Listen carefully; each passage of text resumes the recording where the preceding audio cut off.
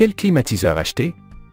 Un modèle fonctionnant avec le R410A, le gaz R32 ou le réfrigérant R454B. Lequel est le meilleur des trois? Pour prendre une bonne décision, il faut d'abord comprendre une relation clé. Le R410A et le R454B contiennent tous les deux du R32 dans leur composition. Le R410A est composé de 50% de R32, tandis que le R454B contient 69% de R32. Comme son nom l'indique, le R32 est un gaz pur, 100% R32. Cette information nous donne déjà un indice sur les avantages de ce réfrigérant, même s'il existe aussi des aspects techniques et de sécurité à ne pas négliger. Le choix de l'équipement dépendra de l'orientation que vous souhaitez donner à votre investissement. Voyons les points les plus importants pour vous aider à faire un choix éclairé. Une vision à long terme et restrictions environnementales. Avant de choisir, il est essentiel de vérifier la réglementation environnementale en vigueur dans votre pays ou votre région.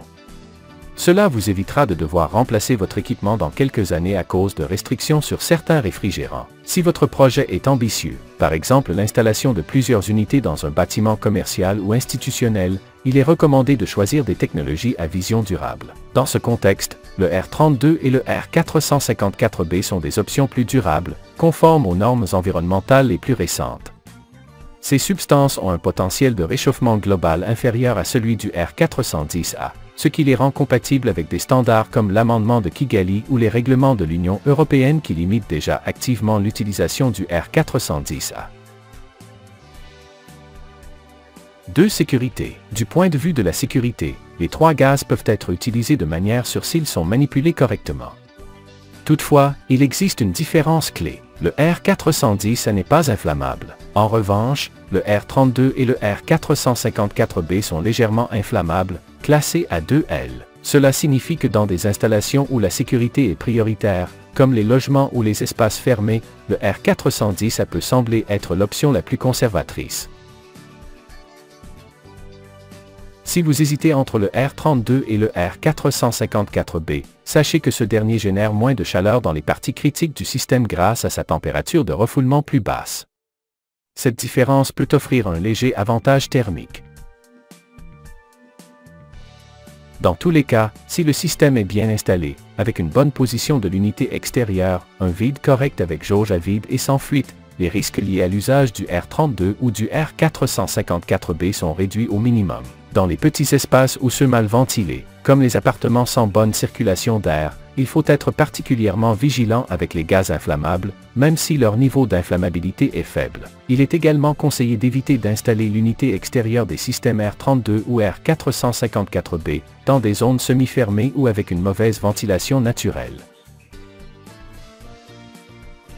3. Entretien et coût de recharge. Sur le long terme, le R454B est actuellement le plus cher des trois en matière de recharge.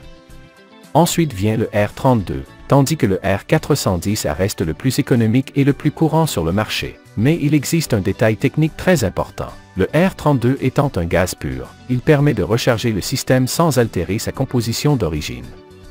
En cas de fuite partielle, il suffit de compléter le gaz et le système fonctionne à nouveau de manière optimale. En revanche, le R410A et le R454B sont des mélanges.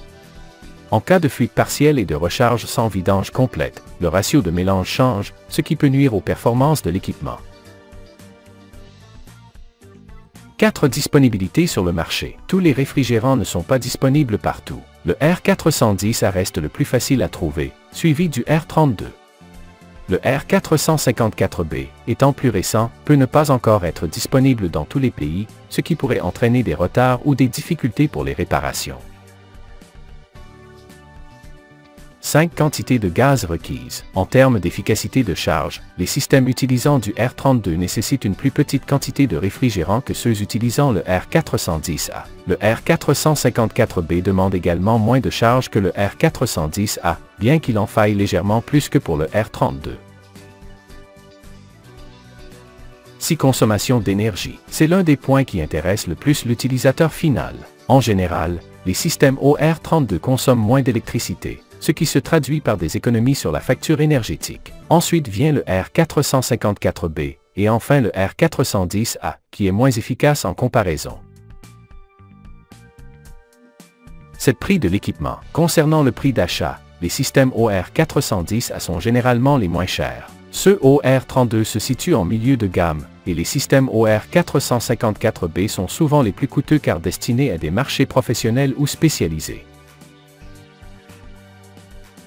8 températures de refoulement et emplacement de l'unité. Le R32 a une température de refoulement plus élevée que le R454B et le R410A, dont les valeurs sont proches. C'est un point important dans les climats très chauds ou lorsque l'unité extérieure est installée dans un endroit exposé au soleil ou mal ventilé. Dans ces conditions, la température élevée de refoulement peut altérer la viscosité de l'huile, réduisant sa capacité à lubrifier correctement le compresseur et provoquant des pannes mécaniques à long terme. Par conséquent, si vous ne pouvez pas garantir un bon emplacement pour l'unité extérieure, il vaut mieux éviter les systèmes OR32. 9 bruits de l'unité extérieure. Enfin, le niveau sonore. Grâce à leur efficacité et à leur conception améliorée, les systèmes OR32 ou OR454B ont tendance à être plus silencieux. Le R410A, surtout dans les anciens modèles, est souvent plus bruyant. Si vous recherchez le système le plus silencieux, consultez le niveau sonore en décibels indiqué par le fabricant. En général, les modèles à onduleurs de dernière génération utilisant du R32 ou du R454B offrent les meilleures performances acoustiques.